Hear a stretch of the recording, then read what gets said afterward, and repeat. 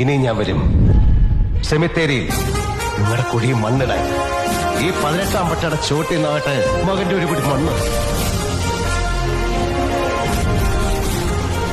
മണിയാ,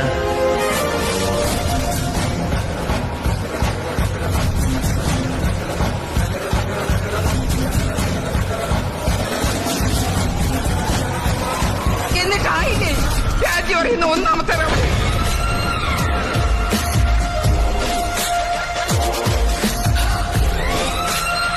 ഇതിന്റെ പുത്തൻ raven glass. ഇത് ചവിട്ടിപ്പൊട്ടിച്ച് എന്നിന്റെ കാലേ മതി. വെറും ഓട്ടക്കാലന.